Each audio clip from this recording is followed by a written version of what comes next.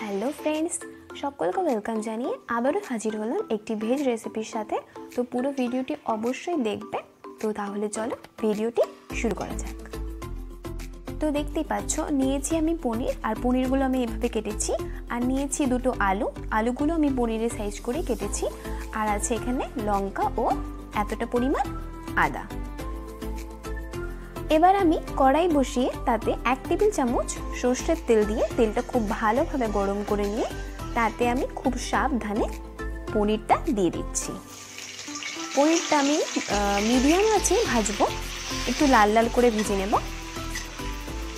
খুব তাড়াহুড়ো করে নাড়বে না, তাহলে কিন্তু ভেঙে যাওয়ার সম্ভাবনা থাকবে। তো আস্তে ধীরে নেড়ে চেড়ে আমি একটু লাল লাল করে ভেজে এটা আমি একটা আলাদা পাত্রে তুলে নিচ্ছি।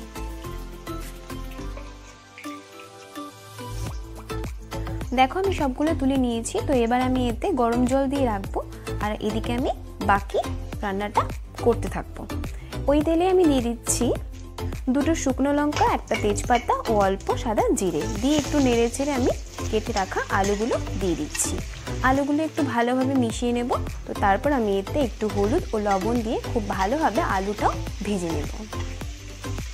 গ্যাসের ফ্লেম মাঝারি রেখে করছি। আলুটা ভাজা ভাজা হয়ে গেলে দিয়ে দিচ্ছি এখানে আমি আদা ও লঙ্কার পেস্টটা আর সাথে দিচ্ছি আমি 3 চামচ জিরে গুঁড়ো, লবণ, হলুদ, কাশ্মীরি লাল লঙ্কার গুঁড়ো।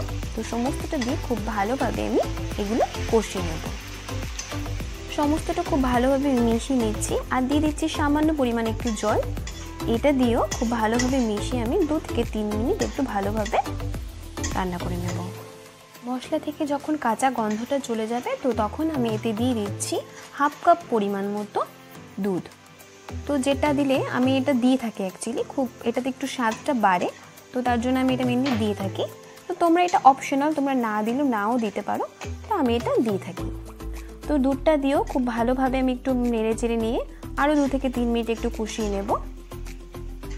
মশলা থেকে যখন তেলটা ছাড়া শুরু করবে তো তখন আমি এতে ভিজিয়ে রাখা পনির শুদ্ধ জলটা আমি এখানে দিয়ে দিচ্ছি।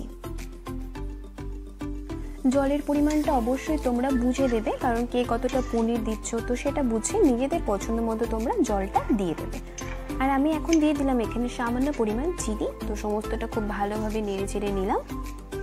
তো সব কিছু দেওয়া কমপ্লিট। তো এবার আমি এটা 10 থেকে 12 মিনিট ভালোভাবে এটা আমি রান্না করে নেব।